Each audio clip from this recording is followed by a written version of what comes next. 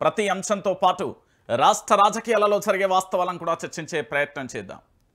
So మొత్తానికి నిన్న జరిగిన ఎపిసోడ్ మనందరం కూడా చూసాం. జూబ్లీహిల్స్ నియోజకవర్గంలో పూర్తి స్థాయిలో జరుగుతున్న కాంగ్రెస్ ప్రభుత్వం యొక్క కుట్రకోణాలు బయటపడుతూనే ఉన్నాయి. కాంగ్రెస్ ప్రభుత్వం చేస్తున్న అరాచకాలు ఒక్కొక్కటికి కూడా వెలుగులోకి వస్తున్నాయి. నిజంగా తెలంగాణ రాష్ట్ర వ్యాప్తంగా కూడా ఒక బాధాకరమైన విషయమే. ఎందుకు అంటే ఏ ఎన్నికైనా కానివ్వండి, గ్రామీణ స్థాయిలో ఉండే వార్డ్ మెంబర్ నుంచి సర్పంచ్ కానీ, ఎంపీటీసీ కానీ, జెడ్పీటీసీ కానీ, జిల్లా పరిషత్ కానీ, ఎమ్మెల్సీ కానీ, ఎంపీ కానీ, ఎమ్మెల్యే కానీ, ఏ ఎన్నికనైనా మీరు చూడండి, ఆ ఎన్నికలలో పూర్తి స్థాయిలో అభ్యర్థులు ఎవరైనా కూడా రాజకీయ విమర్శలు ఎక్కువగా కూడా కనబడతాయి. అది మనందరికీ తెలిసిన విషయమే. ఎక్కడో ఒక చోట వ్యక్తిగత విమర్శలు జరగడం అనేది సహజంగా జరుగుతుంది. ఒకటి రాష్ట్ర రాజకీయాలలో కీలక నేతలన్నా అయి ఉండాలి, లేదా వాళ్ళు పూర్తి స్థాయిలో కూడా వార్తలలో నిత్యం నిలిచే వ్యక్తులన్నా అయి ఉండాలి. ఈ రెండు పరిణామాలు అంటే ఈ రెండు అంశాలు తప్ప మరే అంశం కూడా తెర మీదకి వచ్చినప్పటికీ కూడా అది పెద్దగా హాట్ టాపిక్గా మారదు. కానీ జూబ్లీహిల్స్ నియోజకవర్గం చాలా రోజులుగా వింటున్నాం. జూబ్లీహిల్స్ నియోజకవర్గంలో జరుగుతున్న పరిణామాలను కూడా అనేక ఛానళ్ళు కూడా, అనేక పత్రికలు కూడా వాళ్ళు ప్రసారం చేస్తూనే ఉన్నారు. అక్కడ జరుగుతున్న క్షణం అప్డేట్ కూడా, ప్రతి క్షణం జరుగుతున్న విషయాన్ని కూడా ప్రజలకు చేరువ చేసే ప్రయత్నం చేస్తున్నారు.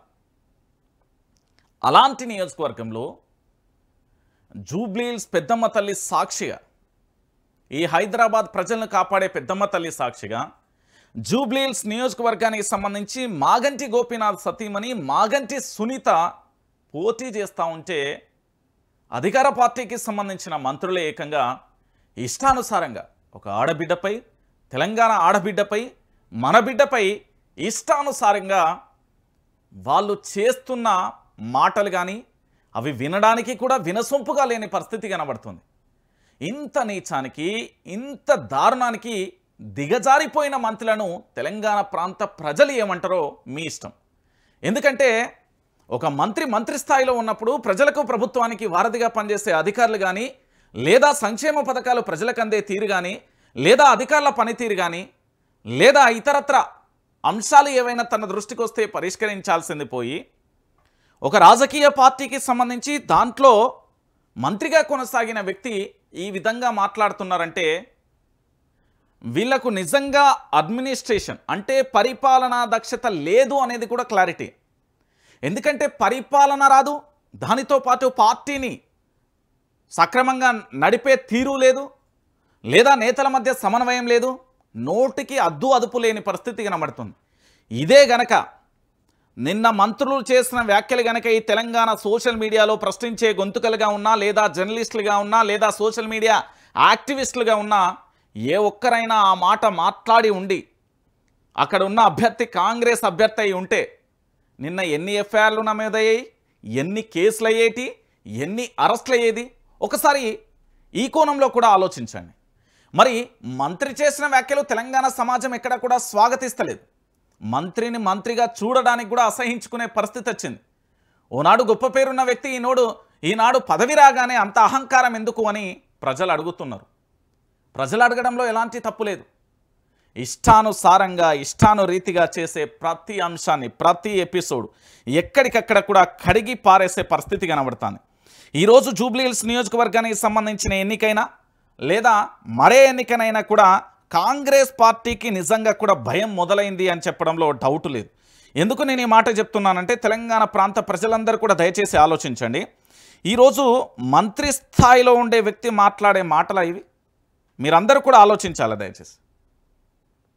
నేను ఎందుకు ఇంత క్లారిటీగా చెప్తున్నానంటే నిన్న జరిగిన ఎపిసోడ్కు సంబంధించి రాష్ట్ర మంత్రులే మాట్లాడితే ఇంతకంటే దారుణం ఇంకేముంటుందండి. తెలంగాణ ఆడబిడ్డ మీద, అందులో భర్తను కోల్పోయి నిజంగా కూడా వాళ్ళ నియోజకవర్గానికి సంబంధించి తన భర్త చేసిన అభివృద్ధి కావచ్చు, అక్కడి కార్యకర్తలను ఆదుకున్న తీరు కావచ్చు, లేదా అనేక అంశాలు ఉంటాయి. రాజకీయంలో ఉన్న కుటుంబం కాబట్టి ఖచ్చితంగా కూడా ప్రజల మధ్యలో ఉంటారు, ప్రజలే కుటుంబంగా భావించే వ్యక్తులు చాలామంది ఉంటారు. సో దాంట్లో భాగంగా మాగంటి సునీతకు సంబంధించి సునీత మీద మంత్రి పొన్నం ప్రభాకర్, తుమ్మల నాగేశ్వరరావు వీళ్ళిద్దరూ కూడా చేసిన వ్యాఖ్యలు తెలంగాణ ప్రజలు అసహించుకునే తీరు ఉన్నాయి. ఒకసారి ఏం జరిగిందో చూద్దాం. కన్నీళ్లపై నీచ రాజకీయం ఆడబిడ్డ ఎమోషనల్పై కాంగ్రెస్ చిల్లర కామెంట్స్. జూబ్లీహిల్స్ ఉప ఎన్నికల వేళ కాంగ్రెస్ పార్టీ నీచపు రాజకీయాలకు దిగుతుంది. భర్త చనిపోయి పుట్టెడు దుఃఖంలో ఉన్న మాగంటి సునీతపై చిల్లర కామెంట్ చేస్తుంది. చనిపోయిన భర్తను గుర్తు చేసుకుని కన్నీళ్లు పెడితే అది ఓ డ్రామా అని, రాజకీయం కోసమేనంటూ చిల్లర వ్యాఖ్యలు చేస్తుంది. అయితే మొన్నటి అసెంబ్లీ ఎన్నికల ప్రచారంలో కాంగ్రెస్ నేతలు సభల్లోనే ఏడ్చారు. ఓట్లు వేయకపోతే చనిపోతామంటూ బహిరంగంగా మాట్లాడారు. సునీత కన్నీళ్ల డ్రామా అయితే కాంగ్రెస్ ఎమ్మెల్యేల ఏడుపులేంటి అంటూ జనం ప్రశ్నిస్తున్నారు. మీరు కాంగ్రెస్ పార్టీకి సంబంధించి మార్పు పేరుతో అధికారంలోకి వచ్చిందని మీరు అంటున్నారు. కాంగ్రెస్ పార్టీకి సంబంధించిన కొంతమంది నేతలు అంటే ఎమ్మెల్యే అభ్యర్థులుగా పోటీ చేసే సమయంలో వాళ్ళలో ఉన్న సకల కళలను కూడా బయటపెట్టిరనే విషయాన్ని ఒకసారి మీ అందరికీ కూడా గుర్తు చేస్తున్నా. కొంతమంది ఎమ్మెల్యేలు పూర్తి స్థాయిలో కూడా మైకుల ముందు మాట్లాడింది, మరికొంతమంది ఎమ్మెల్యేలు వాళ్ళు వ్యవహరించిన తీరు కూడా మనం చూస్తాం. ఈరోజు మాగంటి సునీత తన భర్తను కోల్పోయి పుట్టెడు దుఃఖంలో ఉండి అయినప్పటికీ కూడా పార్టీ ఆదేశిస్తే ఎమ్మెల్యే అభ్యర్థిగా పోటీ చేయడానికి సిద్ధపడి ప్రజాక్షేత్రంలోకి వచ్చి ఈ క్షేత్రంలో నేను ఉండాల్సిన సభ ప్లేస్లో ఈ స్టేజ్లో నా భర్త ఉండాలి, ఈరోజు నా భర్తను కోల్పోయానని కన్నీటి పర్యతమైతే ఇగో ఇక్కడ కనబడుతున్న ఈ మంత్రులు వాళ్ళ నోటికి అదుపు లేకుండా పోయిన పరిస్థితి కనబడుతుంది. మంత్రి అంటే ఎంత హుందాతనంగా ఉండాలి, మంత్రి అంటే ఎంత గొప్పగా ఉండాలి, మంత్రి అంటే ఎలా ఉండాలి. కానీ ఈరోజు ఈ మంత్రులు చేసే చిల్లర కామెంట్స్ వల్ల తనను ఇంకా కూడా నొప్పించే ప్రయత్నం చేస్తున్నారు. అందుకే ప్రజలు చూస్తారు, ప్రతి ఒక్కటి కూడా తెలంగాణ ప్రాంత ప్రజలు అబ్జర్వ్ చేస్తూనే ఉంటారు. గోపీనాథ్ను తలుచుకుని ఏడ్చిన సునీత అంతా ఓ డ్రామా, ఆమె కన్నీళ్లు ఆర్టిఫిషియలే, రాజకీయం కోసమే ఆమె ఏడుస్తుందన్న మంత్రులు. మాగంటి గోపీనాథ్ మృతి దైవ నిర్ణయమేనన్న జూబ్లీహిల్స్ కాంగ్రెస్ అభ్యర్థి నవీన్ యాదవ్. గత అసెంబ్లీ ఎన్నికల ప్రచారం సభలో ఓట్ల కోసం ఏడ్చిన కాంగ్రెస్ నేతలు. ఈటల వ్యాఖ్యలకు చార్మినార్ వెళ్లి నాడు బోరున ఏడ్చిన రేవంత్ రెడ్డి. మాగంటి సునీతది డ్రామా అయితే మేడిపల్లి సత్యం, ఆది శ్రీనివాస్ది ఏంటి? సోషల్ మీడియాలో జనం ప్రశ్నలు అంటూ కూడా చెప్తున్న పరిస్థితి కనబడతా. ఇక్కడ చాలా వరకు అందరం ఆలోచించాల్సిన విషయం ఏంటంటే, తనకు రాజకీయం ఇష్టమా ఇష్టం లేదా అనేది పక్కన పెడదాం. ఒక ఆడబిడ్డ తన భర్తను కోల్పోయి ప్రజాక్షేత్రంలోకి వచ్చి ప్రజల మధ్య నిల్చొని ప్రజలకు సేవ చేయడానికా లేదా ప్రజలకు సంబంధించి పూర్తి స్థాయిలో జూబ్లీహిల్స్ నియోజకవర్గంలో తన భర్త చేసిన మంచి పనులా లేదా అక్కడ పార్టీ కోసం తాను కష్టపడ్డ తీరా ఏదైనా కావచ్చు, తన ప్రయత్నం తాను చేశారో, ఆకస్మిక అనారోగ్యమా ఇతరత్ర కారణాలతో తాను లేకపోవచ్చు. కానీ అంతటి దుఃఖంలో అంటే తన భర్తను కోల్పోయి కూడా ప్రచారంలోకి వెళ్తే జీర్ణించుకోలేని పరిస్థితి కనబడతాను. ఇదే ఒక్కసారి మీరు ఆలోచించండి. తెలంగాణలో మొన్నటి ఎన్నికలలో 2022 ఎన్నికలలో కాంగ్రెస్ పార్టీ ఏదైతే మార్పు పేరు చెప్పి 6 గ్యారెంటీలు 13 అంశాలు 420 హామీలని చెప్పి అధికారంలోకి రావడానికి మన కాంగ్రెస్ పార్టీ ఎమ్మెల్యే అభ్యర్థులు ఆనాడు ఏడ్చిన ఏడుపులు మీ అందరికీ కనిపించలేదా? చూసినాం కదా. మేడిపల్లి సత్యం ఎంత ఘోరంగా స్టేజ్ మీద ఉండి ఏడ్చిండు. ఆది శ్రీనివాస్ మీ అందరికీ తెలిసిన విషయమే కదా. ఆఖరికి ఈటల చేసిన వ్యాఖ్యలకు కన్నీటి పర్యటమవుతూ చార్మినగర్ దగ్గర పోయి ప్రస్తుత రాష్ట్ర ముఖ్యమంత్రి యనుమల రేవంత్ రెడ్డి ఆ రోజు కన్నీళ్ళు పెట్టలేదా?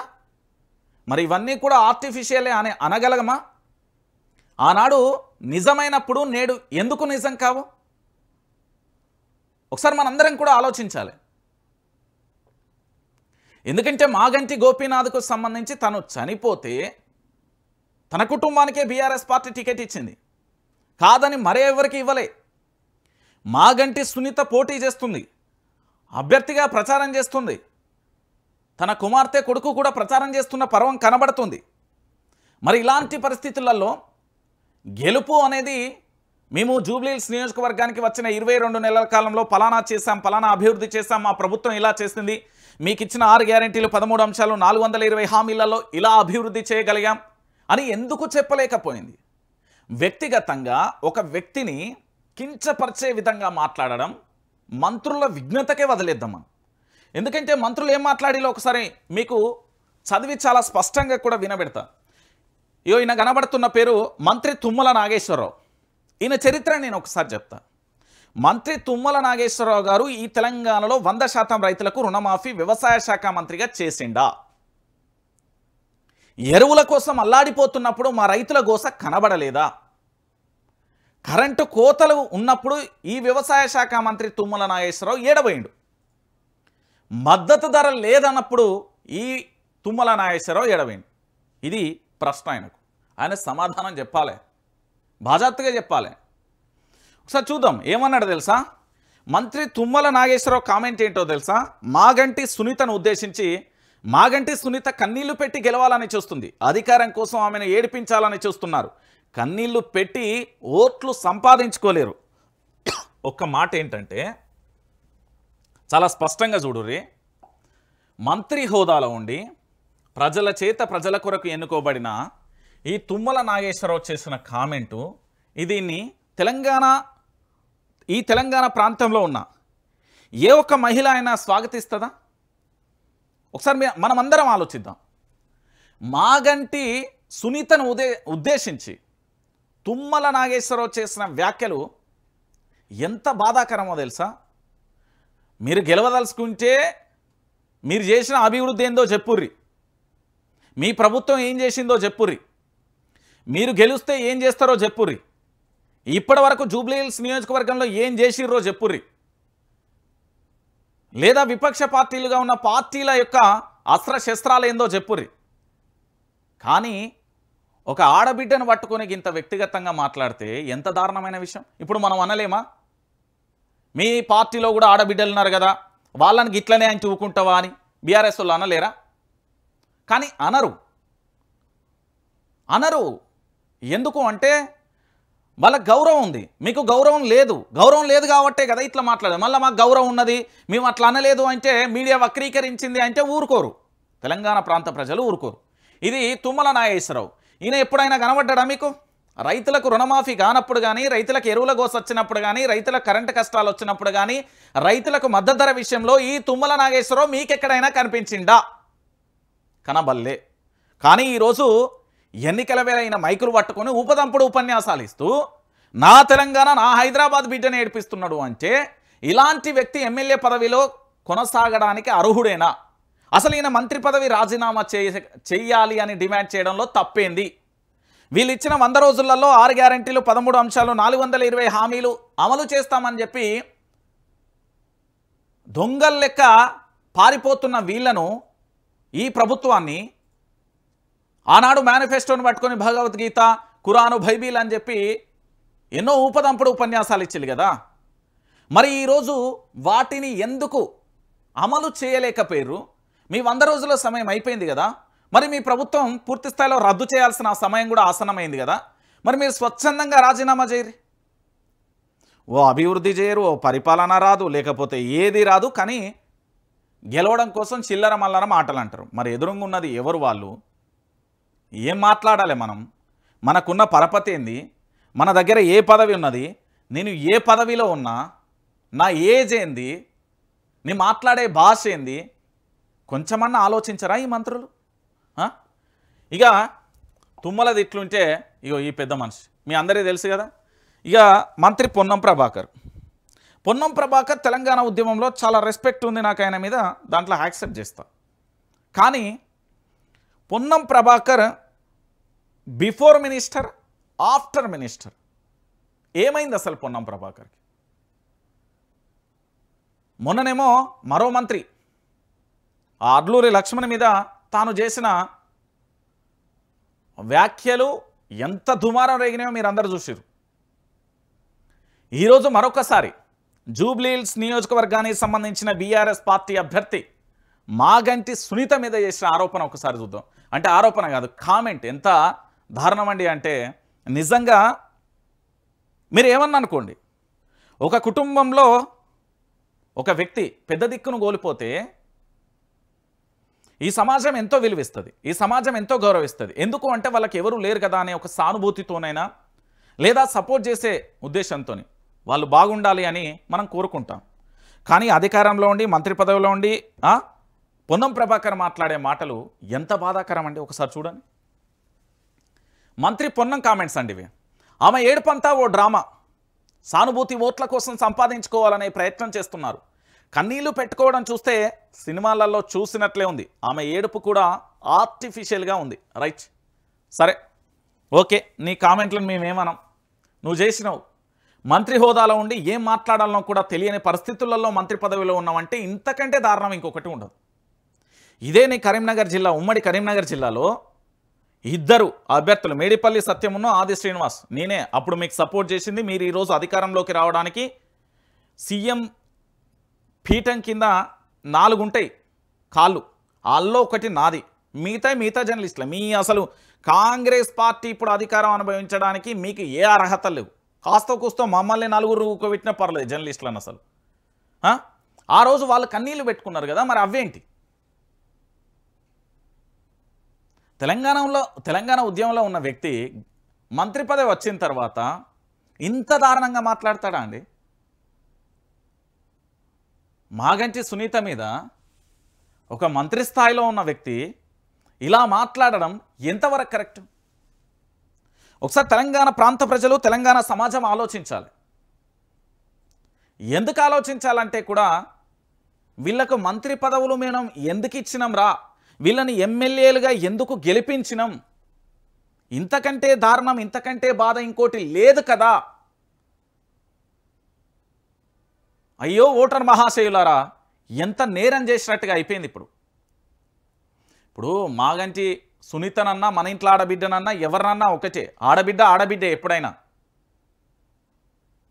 ఇక ఇంతకంటే దారుణమైన విషయాన్ని ఇంకేం చూద్దాం. ఇక అక్కడ అభ్యర్థి ఈయన కాంగ్రెస్ పార్టీకి సంబంధించి జూబ్లీహిల్స్ నియోజకవర్గ కాంగ్రెస్ అభ్యర్థి పేరు నవీన్ యాదవ్. ఎమ్మెల్యే మాగంటి గోపీనాథ్ మరణించడం అనేది దైవ నిర్ణయం. 5 ఏళ్లకు ఒకసారి ఎన్నికలు వస్తాయి, అలాంటిది 2 ఏళ్లకే వచ్చాయంటే దీన్ని బట్టి అర్థం చేసుకోవచ్చు. అప్పుడు డెవలప్మెంట్ జరిగిందా లేదా, అన్యాయం జరిగిందా ప్రజలకు తెలుసు. 2 ఏళ్ళుగా జరగని అభివృద్ధిని గత 2 నెలలుగా చేస్తున్నాం. ఏం చేసిల్లా వీళ్ళు? కోడిగుడ్డు మీద ఈకలు కూడా వీకలే కాంగ్రెస్ పార్టీ. క్లియర్ కట్గా మాట్లాడుకుంటే ఉచిత బస్సు పెట్టిళ్ళు, ఛార్జీలు పెంచిళ్ళు, మన మీద పన్నుల భారం వేసిళ్ళు, మన పైసలే ఇస్తున్నారు. ప్రభుత్వం ఎక్కడి నుండో కష్టపడి సీఎంఓ, మంత్రుల్లో, లేకపోతే ఎమ్మెల్యేలో, ఎంపీలో బాయిల కాడ వ్యవసాయం చేసో, లేకపోతే కార్మికులుగా చేసో, లేకపోతే ఇంకో కాడ కష్టపడి తెచ్చిన పైసలతోనేం ప్రభుత్వం నడవదు. ప్రభుత్వం అనేది ప్రజల సొమ్ముతోనే నడుస్తుంది. గా సొమ్మే, మన సొమ్మే మళ్ళీ మనకు పెట్టి మనల్ని ఏం చేస్తున్నారు అనేది మీరు ఆలోచించుకోవాలి. ఇంకొక విషయం ఏంటంటే, ఈ తెలంగాణలో ఇప్పటి వరకు ఆర్టీసీ ఫ్రీ బస్ ఇచ్చిళ్ళు, దానికి ఎంత నరకం చూపెడుతున్నారో ప్రజలందరికీ తెలుసు. ఆ జీరో కరెంట్ అని ఇచ్చిర్రు, అది ఏడ కనబడతలేదు. దాంతోపాటు ఆ సిలిండర్లు ఏదో ముచ్చడి చెప్పిళ్ళు, అది కనబడుతుంది. రుణమాఫీ అన్నది చక్కగా లేని పరిస్థితిగానే. ఈరోజు ఏం చేసిళ్ళు? 22 నెలలుగా ఏం చేసిల్లో చెప్పాలన్నా నేను? ఈ కాంగ్రెస్ పార్టీ అధికారంలోకి వచ్చిన 22 నెలల కాలంలో కొడంగల్ నియోజకవర్గంలో లగచెర్ల అనే ఒక గ్రామంలో దళిత లంబాడి బిడ్డలను బూటు కాళ్ళ సౌండ్లతోని అర్ధరాత్రి వేళ లైట్లను ఆర్పి మరీ అరెస్టు చేసిన దృశ్యాలను చూసాం. అరెస్టు చేసిన రైతులను 3rd డిగ్రీ లెవెల్లో కొట్టారనే ఆరోపణలు విన్నాం. ప్రశ్నించిన పాపానికి జర్నలిస్టుల మీద అక్రమ కేసులు పెట్టి ముప్పు తిప్పలు పెట్టిరనేది వాస్తవం. సోషల్ మీడియాలో తన కళ్ళ ముందు కనబడ్డ ఒక నిజాన్ని, వాస్తవాన్ని జీర్ణించుకోలేక దాన్ని పోస్ట్ చేసినందుకు అరెస్టు చేసిన దృశ్యాలు, కంచం ముందు తింటుంటే గొర్రమని లాక్కెళ్ళిన దృశ్యాలను చూసాం. దాంతోపాటు పెట్టుబడిదారి వ్యవస్థకు పూర్తి స్థాయిలో సపోర్ట్ చేస్తూ సిమెంట్ ఫ్యాక్టరీని కూడా నల్గొండ జిల్లాకు సంబంధించి అప్పజెప్పే ప్రయత్నం చేశాం. దాంతోపాటు హైడ్రా పేరుతోని పూర్తి స్థాయిలో పేదల గుండెలలో రైళ్లు పరిగెత్తిస్తూ పేదల గుండెల్లో ఆగేలా చేశారు. రియల్ ఎస్టేట్ను పూర్తిగా జీరో చేస్తూ హైదరాబాద్ బ్రాండ్ ఇమేజ్ని తగ్గించే ప్రయత్నం చేశారు. ఫ్యూచర్ సిటీ పేరుతోని రైతుల యొక్క భూములను లాక్కునే ప్రయత్నం. ఇంకా తెలంగాణ భాషలో చెప్పాలంటే, ఇంకా తెలంగాణ రాష్ట్ర వ్యాప్తంగా కూడా ఈ రాష్ట్రంలో జరుగుతున్న ప్రతి పరిణామాన్ని మనం ఒక్కొక్క అంశాన్ని కూడా చూసుకుంటూ పోతే అసలు ఏం జరుగుతున్నది ఈ తెలంగాణలో అనేది అర్థం కాని పరిస్థితి కనబడింది. ఇంతకంటే దారుణమైన విషయం, ఇంతకంటే ఘోరమైన విషయం ఇంకేముంటుందండి? 22 నెలల కాలంలో ఏం చేసింది కాంగ్రెస్ పార్టీ? కాంగ్రెస్ పార్టీకి సంబంధించి తెలంగాణ ప్రాంత ప్రజలకు ఏం జరిగింది? ప్రజలకు ఏం చేసింది కాంగ్రెస్ పార్టీ? చెప్పుడు. ప్రజల పక్షాన నిల్చోవడానికి, ప్రజల కోసం నిల్చోవడానికి పార్టీ చేసింది ఏం అభివృద్ధి చేసింది? ఒకసారి మీరు అందరూ కూడా ఆలోచించాల్సిన పరిణామం కనబడుతుంది. ఇక దీనికి తోడు ఇంకొక అంశాన్ని కూడా తెలంగాణ ప్రాంత ప్రజలు ఆలోచించాలి. ఈ 22 నెలల కాలంలో పరిస్థితి చాలా దారుణంగా మారిపోయింది. రాజకీయ నాయకులు మాట్లాడే భాష, వేషం, తీరు చూస్తుంటే అసహించుకునే పరిస్థితులు ఏర్పడ్డాయి. ఇది కాంగ్రెస్ పార్టీకి సంబంధించిన నేతలు ఒక ఆడబిడ్డ మీద చేస్తున్న పరిస్థితి. ఇంకొక బాధాకరమైన విషయం ఏంటంటే తండ్రిని కోల్పోయిన బాధలో బిడ్డ ఉన్నది, భర్తను కోల్పోయిన బాధలో భార్య ఉన్నది. వాళ్ళ ఇద్దరి మీద జూబ్లీహిల్స్ నియోజకవర్గంలో వాళ్ళు పోటీ చేయడమే నేరమా అనే పరిస్థితికి వచ్చింది. ఎందుకంటే వాళ్ళిద్దరి మీద కేసులు నమోదు చేసేలేను. దివంగత ఎమ్మెల్యే మాగంటి గోపీనాథ్ కుటుంబంపై పోలీసులు కేసులు నమోదు చేశారు. ఆయన హఠాత్ మరణంతో జరిగిన ఉప ఎన్నికలలో కుటుంబ సభ్యులు ఎన్నికల ప్రచారంలో పాల్గొన్నారు. అయితే ఉప ఎన్నికలలో గోపీనాథ్ సతీమణి బీఆర్ఎస్ తరపున పోటీ చేస్తున్నారు. వాళ్ళిద్దరి మీద కూడా నిన్న కేసులను నమోదు చేసిరాట. ఇంతకంటే పరిస్థితి ఎట్లున్నది అంటే ఏం చెప్తాం మనం? ఒకసారి మనందరం కూడా ఆలోచించాలి. ఇంతకంటే దారుణమైన పరిస్థితి ఇంకేముంటుంది? గోపీనాథ్ భార్య కూతురి మీద కేసు పెట్టిళ్ళు. ఏం లేదు, ఎక్కడికక్కడ అంచివేసే ప్రయత్నం చేయాలి, ఎట్లనైనా చేయాలి, ఏమైనా చేయాలి. సో దానికోసమే ఇది జరుగుతుంది. అయితే ఒకసారి అసలు దీని వెనుక జరుగుతున్న కుట్రకోణం ఏందో చెప్తాం. మన రాష్ట్రానికి సంబంధించిన ముఖ్యమంత్రి ఎవరు? యనుమల రేవంత్ రెడ్డి. సో యనుమల రేవంత్ రెడ్డి గారికి సంబంధించి ఇప్పుడు మంత్రులు మాట్లాడడానికి కూడా వీళ్ళు మాట్లాడడానికి కూడా ఒక రీజన్ ఉన్నది. ఆ రీజన్ ఏందో కూడా నేను చెప్తాను. ఈ రాష్ట్రానికి సంబంధించిన ముఖ్యమంత్రి ఎవరు అనేది చాలామందిని అడిగితే చాలా క్లియర్గా కూడా చెప్తారు. సినీ ఇండస్ట్రీ ఇంకా బాగా చెప్తుంది. రేవంత్ రెడ్డి తెలంగాణ రాష్ట్ర ముఖ్యమంత్రి. ప్రజెంట్, ఫ్యూచర్ నాకు తెలియదు. అది ఎన్ని రోజులు ఉంటాడు ఏం కథ అనేది మనం చెప్పలేం, మనకు తెలియని పరిస్థితి కనబడుతుంది. సో ఈ ముఖ్యమంత్రి పీఠానికి జూబ్లీహిల్స్ నియోజకవర్గానికి సంబంధించి ఒక లాజిక్ ఉన్నది. ఈ జూబ్లీహిల్స్కు సంబంధించి ఈ జూబ్లీహిల్స్ నియోజకవర్గంలో అంటే జూబ్లీహిల్స్లో కాంగ్రెస్ పార్టీకి సంబంధించి ఎమ్మెల్యే స్థానంలో ఎవరైతే పోటీ చేస్తున్నారో ఆ అభ్యర్థి ఓడిపోతే ఓటమి అనేది పక్కా. ఈ ఓటమి జరిగితే గనక తెలంగాణలో పరిస్థితులు మరోలా మారిపోతాయి. ఎందుకంటే రాష్ట్ర ముఖ్యమంత్రి యనుమల రేవంత్ రెడ్డి కుర్చీకే ఎసరు వస్తుంది. రాష్ట్ర ముఖ్యమంత్రి యనుమల రేవంత్ రెడ్డి కుర్చీ ఎప్పుడైనా ఊడిపోవచ్చు. కొత్త సీఎం రావచ్చు, పాత సీఎం పక్కకు జరగవచ్చు. ఎందుకంటే ఈ జూబ్లీహిల్స్ నియోజకవర్గం మీద, ఈ ఒక్క నియోజకవర్గం మీద డిపెండ్ అయి తెలంగాణ ఎన్నికలు చాలా ఉన్నాయి. ఈ నియోజకవర్గంలో గనక ఓడిపోతే స్థానిక ఎన్నికలు ఉన్నాయి. మీరు ఒకసారి ఆలోచించండి. స్థానిక ఎన్నికలలో పూర్తి స్థాయిలో ఎంపీటీసీలు కానీ, దాంతో కానీ జెడ్పీటీసీలు కానీ, లేదా సర్పంచ్లు కానీ ఈ ఎన్నికలలో భారీగా ప్రభావం చూపే అవకాశం ఉంటుంది. దాంతోపాటు ఇక్కడ మంత్రులకు సంబంధించి తెలంగాణ ప్రాంతంలో ఉన్న మీరు ఆల్మోస్ట్ హైదరాబాద్లో జీవించే చాలామందికి తెలుస్తుంది. జూబ్లీహిల్స్ నియోజకవర్గానికి సంబంధించిన ప్రజలకు ఇంకా అద్భుతంగా తెలుస్తుంది. ఏంటి అంటే ఈ నియోజకవర్గంలో ఓడిపోతే, ఎందుకంటే చదువుకున్న వ్యక్తులు, అక్షర శాతం ఎక్కువగా ఉన్నవాళ్ళు, చదువుకున్న వ్యక్తులు ఎక్కువ కూడా హైదరాబాద్ ప్రాంతంలో ఉన్నారు. సో సిటీలో 100% ఉన్నది అక్షరాస్యత రేటు. ఆ జూబ్లీహిల్స్ నియోజకవర్గానికి సంబంధించి తెలంగాణలో జరుగుతున్న పరిణామాలను చూసి కాంగ్రెస్ పార్టీని గనక ఓడించగలిగితే, కాంగ్రెస్ పార్టీని గనక ఓటమి చెందితే ఈ తెలంగాణలో పరిస్థితులు ఇంకోలా మారిపోతాయి. అప్పుడు జరిగే పరిణామం ఏంటి అంటే, ఒకటి ముఖ్యమంత్రి తన యొక్క పరిపాలనను తెలంగాణ ప్రాంత ప్రజలు చీకొట్టినట్టే, మంత్రులను అసహించుకున్నట్టే, కాంగ్రెస్ పార్టీ వద్దు అనే పరిస్థితి ఉంటుంది. సో ముఖ్యమంత్రి పీఠాన్ని కాపాడుకోవడానికి జూబ్లీహిల్స్ నియోజకవర్గంలో ఎట్లనైనా కాంగ్రెస్ పార్టీ అధికారంలోకి రావడానికి చెయ్యని ప్రయత్నం లేదు. ఏం చేయాలనుకుంటుందో, ఎట్లా చేయాలనుకుంటుందో సర్వశక్తులు ఒడిగడుతున్నారు. కానీ వాళ్ళకి అవి కూడా అక్కడి ప్రజలు, స్థానిక ప్రజలు ఎవరు కూడా వాళ్ళు స్వాగతం చెప్పే పరిస్థితులు లేవు. ఇంకొక విషయాన్ని కూడా గుర్తుపెట్టుకోవాలి. ఉప ఎన్నిక అంటే తెలంగాణ రాష్ట్రంలో బీఆర్ఎస్ పార్టీకి ఒక అదృష్టమా లేకపోతే వరమా తెలియదు. బీఆర్ఎస్ పార్టీ లక్ ఏందంటే, బీఆర్ఎస్ పార్టీ అదృష్టం ఏంది అంటే, ఈ బీఆర్ఎస్ పార్టీ అదృష్టం ఒకటే, ఉప ఎన్నిక. ఉప ఎన్నిక ఎక్కడ వచ్చినా కూడా గెలుపు పక్క. మీరు ఇప్పటి వరకు చూడురి, గెలుపు పక్క. ఉప ఎన్నిక వచ్చింది అంటే అక్కడ బీఆర్ఎస్ పార్టీ గెలవాల్సిందే.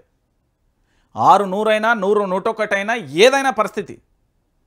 ఉప ఎన్నిక వచ్చింది అంటే ఖచ్చితంగా కూడా ఉప ఎన్నికలలో బీఆర్ఎస్ పార్టీ గెలవాల్సిందే, గెలిచి తీరాల్సిందే. ఇది మీరు ఈ రోజు నుంచి కాదు, 2001 నుంచి చూడండి, 2009లో చూడండి, 2011లో చూడండి, లేదా 2014లో వరకు కూడా. అంటే నేను సందర్భాలు ఎందుకు చెప్పినా అంటే, ఇక్కడ బీఆర్ఎస్ పార్టీ పుట్టుక, ఇక్కడ తెలంగాణ ఉద్యమానికి సంబంధించిన ప్రకటన, దాంతోపాటు తీవ్రతరమైన 2011 కావచ్చు, తర్వాత అధికారంలోకి వచ్చిన తీరు. ఉప ఎన్నిక వచ్చిందంటే బీఆర్ఎస్ పార్టీ ఖచ్చితంగా గెలవాల్సిందే. అది ఏ ఉప ఎన్నికైనా కానీ ఉప ఎన్నిక అనేది బీఆర్ఎస్ పార్టీకి ఒక అదృష్టమే.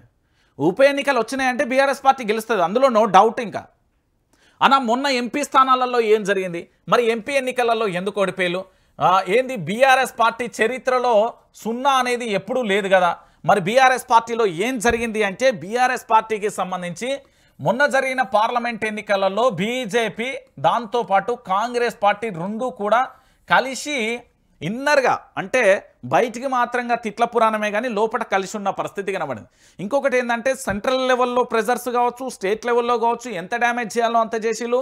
దాంతోపాటు కేసీఆర్ విషయంలో అని, కాళేశ్వరం అని రకరకాలుగా ప్రయత్నాలు కూడా తెర మీదకి తీసుకొచ్చి ఎంత చేయాలో అన్ని ప్రయత్నాలు చేసిన పరిస్థితి కూడా మనం చూసాం. కానీ ఇక్కడ విషయం ఏంటి అంటే ఎంపీ ఎన్నికలను పక్కన పెడితే ఇది నిజంగా కూడా బీఆర్ఎస్ పార్టీ చరిత్రలో ఒక చీకటి ఎన్నిక అనుకోవచ్చు.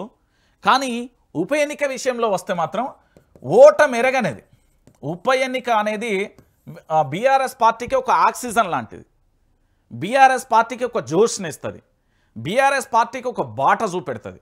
ఏ ఉప ఎన్నికలైనా చూసుకోండి, ఇప్పుడని కాదు, మీరు చరిత్రలో 2001 నుంచి 2014 వరకు ఉప ఎన్నిక జరిగిందంటే అక్కడ 6 అడుగుల బుల్లెట్ ఉండాల్సిందే, ఉప ఎన్నిక జరిగిందంటే కేటీఆర్ ఉండాల్సిందే, ఉప ఎన్నిక జరిగిందంటే కవిత ఉండాల్సిందే, ఉప ఎన్నిక వచ్చిందంటే తెలంగాణలో ఉన్న ప్రతి ఎమ్మెల్యే, మినిస్టరు అందరూ కూడా అక్కడ ఉండాల్సిందే. వాలిపోతారు, ప్రచారం చేసేస్తారు. ఆ ధాటిని ఎలాంటి ప్రభుత్వం ఉన్నా, ఎంత బలమైన ప్రభుత్వం ఉన్నా కూడా అక్కడ గెలవడం అనేది అసాధ్యం. ఉమ్మడి ఆంధ్రప్రదేశ్లో ఉప ఎన్నికలలో సంచలనం సృష్టించింది బీఆర్ఎస్ పార్టీ. అలాంటిది జూబ్లీ హిల్స్ ఎన్నికలలో ఎంత సింపుల్గా సునాయాసంగా గెలుస్తుంది, దాంట్లో ఏం డౌట్ లేదండి. ఉప ఎన్నిక అంటేనే బీఆర్ఎస్ పార్టీకి పెట్టింది పేరు, గెలుపు అనేది తథ్యం. మీరు మొత్తం చరిత్ర చూడండి, నేను ఆల్మోస్ట్ దాదాపుగా జరిగిన ప్రతి ఎన్నికను అబ్జర్వ్ చేసుకుంటూ వచ్చిన, ఎక్కడ చూసినా కూడా ఏంది ఉమ్మడి ఆంధ్రప్రదేశ్లో పూర్తి స్థాయిలో ఏది తెలంగాణ కోసం ఎమ్మెల్యేలు రాజీనామా కావచ్చు, లేదుగా హఠాత్ పరిణామంగా ఏర్పడినవి కావచ్చు, దాంతోపాటు మళ్ళా రాజీనామా కావచ్చు, ఇట్లా రాజీనామాల పర్వంతో ఏర్పడిన ప్రతి ఎన్నిక ఉప ఎన్నికలలో బీఆర్ఎస్ పార్టీ తన యొక్క అద్భుతమైన పోల్ మేనేజ్మెంట్ చేయడంలో దిట్ట, దాంట్లో ఎలాంటి డౌట్ లేదు. వన్స్ ఒక్కసారి రంగంలోకి దిగుతే గనక ఇంకా ఈ ఉప ఎన్నికలలో ఉప ఎన్నిక వచ్చిందండి. ఇంకొక విషయం ఏంటంటే బీఆర్ఎస్ పార్టీ కార్యకర్తలు కానీ, బీఆర్ఎస్ పార్టీ సోషల్ మీడియా కానీ, బీఆర్ఎస్ పార్టీకి సంబంధించిన ఆర్గనైజర్లు కానీ లేకపోతే బీఆర్ఎస్ పార్టీకి సంబంధించిన ఏ ఒక్క వ్యక్తులైనా ఆలోచించాల్సిన విషయం ఏంటంటే బీఆర్ఎస్ పార్టీకి సంబంధించి చాలా క్లియర్ కట్గా గుర్తుపెట్టుకోరు, ఉప ఎన్నిక అంటే బీఆర్ఎస్ పార్టీ గెలుతుంది, మీకు ఆ లక్ ఉంది. ఇంకొకటి ఏంటంటే కాంగ్రెస్ పార్టీ ఇక్కడ సర్వశక్తులు ఒడిగట్టినా కూడా అదృష్టం అనేది ఆవగింజ అంత అయినా ఉండాలి. కానీ బీఆర్ఎస్ పార్టీకి ఉప ఎన్నిక అనేది మొత్తమే అదృష్టం కదా. సో కాబట్టి ఈ ఎన్నికలలో అల్టిమేట్గా గెలిచేది ఏంటంటే బీఆర్ఎస్ వైపే ప్రజలు ఉంటారు. ఎందుకంటే ఉప ఎన్నిక అంటే బీఆర్ఎస్ అంటే ఉప ఎన్నికలలో గెలిపే. ఓటమెరగని పార్టీ ఏదైనా ఉంది అంటే నాకు తెలిసి ఈ తెలంగాణలో బీఆర్ఎస్ పార్టీని ఒకసారి చూడండి, మీరు చరిత్ర మొత్తం చదవండి. నేను ఆ చరిత్ర మొత్తం నిన్న అవపోసన వచ్చిన క్లారిటీగా చూడండి. మీరు ఒకసారి బీఆర్ఎస్ పార్టీ పలానా ఉప ఎన్నికలలో ఓడిపోయిందన్న పేరు ఉండదు. ఉప ఎన్నిక అంటే బీఆర్ఎస్ పార్టీ గెలిపే. సో ఆ భయం వాళ్ళకు బాగా పట్టుకున్నది. ఎందుకంటే అది నువ్వో లేకపోతే మనమో లేకపోతే ఇంకోలో చర్చించుకున్న విషయం కాదు. అది విశ్వసనీయ సమాచారం మేరకు ఇంటెలిజెన్స్ కానీ ఇతరత్ర కానీ వాళ్ళు చేసే ప్రతి బీఆర్ఎస్ పార్టీ చేసే ప్రతి కార్యక్రమం వెనుక నిఘా నీడ మధ్యలో మొత్తం అప్డేట్ వాళ్ళకి ఇస్తున్నాను. ఎంత ఇచ్చినా కానీ ఉప ఎన్నిక అనేది బీఆర్ఎస్ పార్టీకి అదృష్టమే, వరమే. ఇప్పుడు కనుక ఒకవేళ బీఆర్ఎస్ పార్టీకి సంబంధించి జూబ్లీ హిల్స్ నియోజకవర్గంలో గెలిచిన తర్వాత తెలంగాణలో రాజకీయ పరిస్థితులు కూడా మారిపోతాయి. ఈ ప్రభావం స్థానిక సంస్థల ఎన్నికల మీద పడుతుంది. అది సర్పంచ్ కావచ్చు, ఎంపీటీసీ కావచ్చు, జెడ్పీటీసీ కావచ్చు, జెడ్పీ చైర్పర్సన్స్ కావచ్చు. ఇంకొక విషయం ఏంటంటే ఈ ఉద్యమం అనేది తారాస్థాయికి చేరుతుంది. దీంట్లో చాలా వర్గాలు కూడా ఆడైపోతాయి. ఉప ఎన్నికలు కనుక ఇక్కడ గెలిస్తే చాలా వర్గాలు కూడా ఇందులో కలిసిపోతాయి. ఎందుకంటే ఇక్కడ జరిగే ఉప ఎన్నిక బీఆర్ఎస్ పార్టీకి ఎట్లా లెక్క అంటే తెలంగాణ ఉద్యమంలో చాలామంది చూడండి, ఈ ఉప ఎన్నికలలో బీఆర్ఎస్ పార్టీ గెలిస్తే, నేను మళ్ళీ చెప్తున్నా, గెలిస్తే జరిగే లాభం ఏంటో తెలుసా బీఆర్ఎస్ పార్టీకి?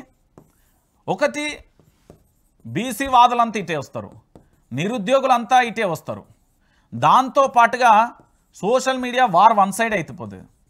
దాంతో పాటుగా చాలామంది పార్టీ మారడానికి ఇంకా ఆలోచనల్లో ఏంది అంటే అధికార పార్టీలో ఉన్నప్పటికీ కూడా ఎప్పుడెప్పుడు పార్టీ మారతామా అనే ఆలోచనలో కూడా చాలామంది ఉన్నారు. వీళ్ళు కూడా వచ్చే అంశం ఉంటుంది. దాంతో పాటుగా ఇంకొక ప్రధానమైన ఎపిసోడ్ ఏంటంటే నిరుద్యోగులైతే నిజంగా చెప్తున్నా ఒక పున్నమ నరకం అనుభవిస్తున్నారు. వాళ్ళు ఉద్యోగ అవకాశాలు లేక ఏజ్ అయిపోతూ ఉంటే ఏం చేయాలో కూడా అర్థం కాని పరిస్థితులలో ఇంటికాడ ఉద్యోగ అవకాశాలు లేక పిల్లనివ్వక పెళ్ళిళ్ళు లేక ఇంటికి పోలేక ఊళ్ళకు ముఖాన్ని చూపెట్టలేక ఫంక్షన్లో వెళ్ళలేక ఇక్కడ ఎంతమంది నిరుద్యోగుల వాళ్ళ బాధ వెదలు ఉన్నాయి అంటే అంత భయంకరంగా ఉన్నాయి. సో నిరుద్యోగులు అందరూ కూడా ఖచ్చితంగా కూడా బీఆర్ఎస్ వైపు వచ్చే ఛాన్స్ ఉంటుంది. ఇక ఈ తెలంగాణలో ప్రజా సంఘాలు కానీ మేధావులు కానీ ప్రశ్నించే గొంతుకలు కానీ లేదా ఇతరత్ర కానీ పరిస్థితి మొత్తం తారుమారైపోతుంది. ఒకే ఒక్క ఎన్నిక తెలంగాణ రాజకీయాలను అగ్గి మీద గుగ్గిలం చేయకపోతే అడుగురు. ఈ ఉప ఎన్నిక అనేది చాలా క్రియాశీలకంగా మారిపోతుంది. ఈ ఉప ఎన్నిక అనేది తెలంగాణ వ్యాప్తంగా కూడా చాలా భయంకరంగా మారిపోతుంది. ఈ తెలంగాణలో పూర్తి స్థాయిలో కూడా మీరు అందరూ కూడా ఆలోచించాల్సిన విషయం ఏంటంటే ఇది ఉప ఎన్నిక కాదు, తెలంగాణలో బీఆర్ఎస్ పార్టీ తల రాతను మళ్ళొక్కసారి టీఆర్ఎస్ జోషు, నేను టీఆర్ఎస్ అంట, ఎందుకంటే టీఆర్ఎస్ 2001 లేదా 2009 2011 ఈ సందర్భాలలో ఎలాగైతే ఉర్రూతలూగించిందో కార్యకర్తలను కానీ తెలంగాణ రాష్ట్ర వ్యాప్తంగా అలాంటి పరిస్థితులు ఈ ఉప ఎన్నికతోని బీఆర్ఎస్ పార్టీ తలరాత మారచ్చబోతాయి. ఇంకొక విషయం ఏంటంటే ఖచ్చితంగా ఇక్కడ బీఆర్ఎస్ పార్టీ గెలవడానికి స్కోప్ ఉన్నది. అది ఎన్ని సర్వేలు చేసినా ఎన్ని రకాలుగా చూసినా ఎలాంటి లెక్కలు వేసినా కూడా అల్టిమేట్గా ఇక్కడ బీఆర్ఎస్ పార్టీ గెలిచే ఛాన్స్ ఉంది. కాంగ్రెస్ ఎందుకు గెలవదు? కాంగ్రెస్ గెలవకపోవడానికి కారణం కాంగ్రెస్ ఒకవేళ ఇక్కడ ఓటమి గనక చెందితే ఈ కాంగ్రెస్ పార్టీ గనక జూబ్లీహిల్స్ ఎన్నికలలో గనక ఓటమి పాలైతే పరిస్థితి ఏంది? ఇక్కడ జూబ్లీహిల్స్ ఎన్నికలలో గనక ఓడిపోతే ఇక్కడ ఫస్ట్ రాష్ట్ర ముఖ్యమంత్రి అంటే సీఎం సీటుకి ఎసరు వస్తుంది. ఈ సీఎం సీటుకి ఎసరు వస్తే దీంట్లో పోటీలలో లిస్టులో ఎవరున్నారనుకున్నారు? ఉత్తమ్ కుమార్ రెడ్డి ఉన్నాడు, రాజగోపాల్ రెడ్డి లైన్లోకి వచ్చిండు, కోమటిరెడ్డి అంటే బ్రదర్స్ ఇట్లా చెప్పుకుంటూ పోతే చాలామంది కూడా ఆ సీఎం సీటు మీద ఖర్చు పేసి కూస్తున్న పరిస్థితి కనబడుతుంది. ఇంకోటి ఏంటంటే ఇక్కడ ఓటమి పాలైన తర్వాత ఇప్పటికే ప్రజలలో వచ్చిన వ్యతిరేకత కావచ్చు, ప్రజలు మాట్లాడే మాటలు కావచ్చు, ప్రజలు చర్చించుకునే అంశాలు కావచ్చు, ఈ విషయాలన్నీ కూడా రాష్ట్రానికి సంబంధించిన ముఖ్యమంత్రి తెలుసు. సో ఇక్కడ ఓటమి పాలైపోయిన తర్వాత ఆటోమేటిక్గా ఈ ఎఫెక్ట్ అనేది మొత్తం తెలంగాణ వ్యాప్తంగా కూడా పాకిపోతుంది. అరే బైగా హైదరాబాద్లో చదువుకున్నోళ్ళ దగ్గర మీరు ఏం చేసిళ్ళు, ఏం కథ కావాలి, ఇచ్చిన తీర్పు మీకు కనబడతలేదా అని కాంగ్రెస్ పార్టీని ప్రజలు అడిగే ఆస్కారం ఏర్పడుతుంది. ఇంకొకటి ఏంటంటే ఇక్కడ ఎన్నికల తర్వాత ఇంకొక విషయం ఏంటంటే ఇక్కడ గల్లీకి వార్డుకు మినిస్టర్లను దాంతోపాటు చైర్మన్లను రకరకాలుగా అందరినీ కూడా ఇక్కడ ఇన్ఛార్జీలకు ఇచ్చిల్లు కదా. ఆ ఇన్ఛార్జీల వల్ల ఓట్లను కనీసం వేయించలేకపోయి మీ మాటను వాళ్ళే నమ్ముతలేరు, ఇక మేమెందుకు నమ్మాలనే ఒక చర్చ కూడా కొత్తగా మొదలవుతుంది. సో ఈ ఒక్క ఉప ఎన్నిక రాష్ట్ర ముఖ్యమంత్రి పీఠాన్ని కూడా మార్చే అవకాశం ఉంటుంది. ఇది డెప్త్గా ప్రజల్లోకి వెళ్ళే అవకాశం ఉంటుంది. ఆ తర్వాత ప్రభుత్వం తల కింది పెట్టి కాళ్ళు పైకి పెట్టి పొరుగు దండాలు పెట్టినా కూడా ఇంకా ప్రజలు నమ్మే పరిస్థితి ఉండదు. ఇక ఇంకొక అంశం ఏంటంటే ఇప్పటి వరకు జూబ్లీహిల్స్ నియోజకవర్గాన్ని చూసారు కదా, మీ అందరికీ తెలిసిన విషయమే ఈ దేశానికి సంబంధించి అంటే భారతదేశానికి సంబంధించి కాంగ్రెస్ పార్టీ జాతీయ స్థాయిలో ఒక పోరాటం చేస్తున్నది. రాజ్యాంగాన్ని చేతిలో పట్టుకొని పార్లమెంటుకు వెళ్ళిన వ్యక్తి రాహుల్ గాంధీ. తెలంగాణలో భారత రాజ్యాంగాన్ని అమలు చేస్తున్నారా? Question mark. ప్రజాస్వామ్యం ఉందా? Question mark. మానవ హక్కులు ఉన్నాయా? Question mark. హక్కులకు భంగం వాటిల్తుందా? Question mark. ఇవన్నీ కూడా మనం చర్చించుకోవాల్సిందే. అయితే మన రాహుల్ గాంధీ ఏం చేసిండంటే ఏకంగా జాతీయ మీడియా ప్లాట్ఫామ్ మీద ఒక పవర్ పాయింట్ ప్రజెంటేషన్ ఇచ్చిండు. ఏమని చెప్పిండు? ఇక్కడ మొత్తం కూడా దొంగ ఓట్లు ఉన్నాయి, దొంగ ఓట్లతోనే పలానా పార్లమెంట్ సెగ్మెంట్లలో వాళ్ళు గెలిచిళ్ళు, ఒకే చోట 10, 20, 30, 40, 100 ఓట్లు ఉన్నాయి అనేది మీరు గతంలో రాహుల్ గాంధీ ప్రెస్ మీట్ చూసిన వాళ్ళందరికీ కూడా అర్థమవుతుంది. Power point presentation. ఎవడు కొడితే దిమ్మ తిరిగి మైండ్ బ్లాక్ అవుతుందో ఆడే పండుగ అనేది పోకిరి సినిమాలో డైలాగ్. యాజ్ టీజ్గా వాళ్ళు దవ్వుకున్న బొందలో వాళ్ళే పడ్డట్టు ఇప్పుడు ఏమైపోయిందంటే రాహుల్ గాంధీకి పూర్తి స్థాయిలో కూడా గట్టి ఎదురు దెబ్బ తాకింది. తెలంగాణలో కూడా బోగస్ ఓట్లను సృష్టిస్తుంది కాంగ్రెస్. మళ్ళీ ఎవరికి నీతులు చెప్తున్నారు అనేది ప్రశ్న ఉత్పన్నమైంది. దాంతో ఏం జరిగింది అంటే నిన్న కేటీఆర్, కల్వకుంట్ల తారక రామారావు మాజీ మంత్రి, సిరిసిల్ల నియోజకవర్గ MLA, BRS party working president ఏం చేసిండు? పవర్ పాయింట్ ప్రజెంటేషన్ ఇచ్చిండు. జూబ్లీహిల్స్ నియోజకవర్గంలో పుట్టుకొచ్చిన ఓట్లు, రాహుల్ గాంధీ ఇచ్చిన జాతీయ స్థాయిలో పవర్ పాయింట్ ప్రజెంటేషన్, ఆడనేమో నీతులు చెప్తుంది కాంగ్రెస్ పార్టీ, ఈడేమో లంగ పనులు చేస్తుంది కాంగ్రెస్ పార్టీ అనే చర్చ తీసుకొచ్చాడు. దాంట్లో ఏం జరిగింది? నిన్న పవర్ పాయింట్ ప్రజెంటేషన్ ఇచ్చిండు. ఒకసారికి ఇక్కడ చూడుర్రి. నా పేరు శ్రీనివాస్ రెడ్డి, నాది రాజన్న సిరిసిల్ల జిల్లా ఎల్లారెడ్డిపేట మండలం రాజన్నపేట గ్రామం. జూబ్లీహిల్స్లో నా పేరుతో ఓటు ఉందని షాక్ అయ్యాను. నేను పుట్టింది పెరిగింది మొత్తం రాజన్న సిరిసిల్ల జిల్లాలోనే. నేను వ్యవసాయం చేసుకుంటా, ఇక్కడే ఉంటాను. నా పేరు మీద జూబ్లీహిల్స్లో ఉన్న ఓటు 100% దొంగ ఓటే. ఇక చూడ్రి, కళ్ళు చెదిరే నిజాలు, కళ్ళకు కనిపించే నిజం ఎన్నికల సంఘానికి కనిపిస్తలేదా? రాష్ట్రానికి సంబంధించిన ప్రభుత్వానికి కనబడతలేదా? లేదా రాష్ట్రానికి సంబంధించిన అధికారులకు ఇది కనబడతలేదా? ఈయన ఏం చెప్తాడు శ్రీనివాసరెడ్డి అంటే, నేను పుట్టింది పెరిగింది అంట రాజన్న సిరిసిల్ల జిల్లాకు రాజన్న సిరిసిల్ల జిల్లా రాజన్నపేట గ్రామం వాళ్ళది. రాజన్నపేట గ్రామంలో వ్యవసాయం చేసుకుంటూ వ్యవసాయ ఆధారిత కుటుంబం మీద జీవనం కొనసాగిస్తున్న ఈ శ్రీనివాసరెడ్డికి జూబ్లీహిల్స్ నియోజకవర్గంలో ఓటు హక్కు వచ్చింది. అది ఆయనకు తెలిసి షాక్లో ఉన్నాడు. హైదరాబాద్ ఏడా, నేను గాడికి ఎందుకు పోయినా, నేను గాడి ఏడ చూడనీకి పోయినా, ఆడ నేను ఎందుకున్నా, నాకెట్లా ఓటు వచ్చింది, నా పేరు మీద వాడేవాడు ఓటు వేయడానికి అసలు ఎవరు అప్లై చేసిల్లు అనేది ఆయన అడుగుతుండేయాలి. మరి దీనికి ఏమన్నా సమాధానం ఉందా? అంటే ప్రభుత్వం గెలుపు కోసం ఎన్ని అడ్డదారులు దొక్కుతుంది అని చెప్పడానికి ఒక నిదర్శనం ఇది. దీంట్లో ఇంతకు మించిన నిదర్శనం ఇంకొకటి లేదు. ఇక రాష్ట్రంలో సంచలనం సృష్టిస్తున్న ఓటు చోరీ భాగోతాన్ని కేటీఆర్ బట్టబయలు చేశారు. జూబ్లీహిల్స్ నియోజకవర్గంలో వేలాది దొంగ ఓట్లను గుర్తించారు. ఆధారాలతో సహా మీడియాకు వివరించారు. ఆఖరికి కాంగ్రెస్ అభ్యర్థి నవీన్ యాదవ్ సొంత తమ్ముడికి కూడా 3 ఓట్లు ఉన్నాయని రుజువు చేశారు. ఇప్పటికే అవన్నీ ఎవిడెన్స్తో ఎన్నికల సంఘానికి ఫిర్యాదు చేసినా స్పందించడం లేదని అన్నారు. రాష్ట్రంలో బీజేపీ కాంగ్రెస్ ప్రభుత్వం అధికారంలో ఉంది కాబట్టే చర్యలు తీసుకోవడం లేదని విమర్శించారు. ఈసీ తీరుకు నిరసనగా హైకోర్టుకు వెళ్తామని కేటీఆర్ స్పష్టం చేసిన పరిస్థితి కనబడుతుంది. ఇక కోర్టుకు వెళ్తే కాంగ్రెస్ పరిస్థితి ఏమన్నా ఉంటుందా? వెనక నొయ్యి ముందు గొయ్యి, ఎటువైనా కూడా ముప్పు తిప్పలే.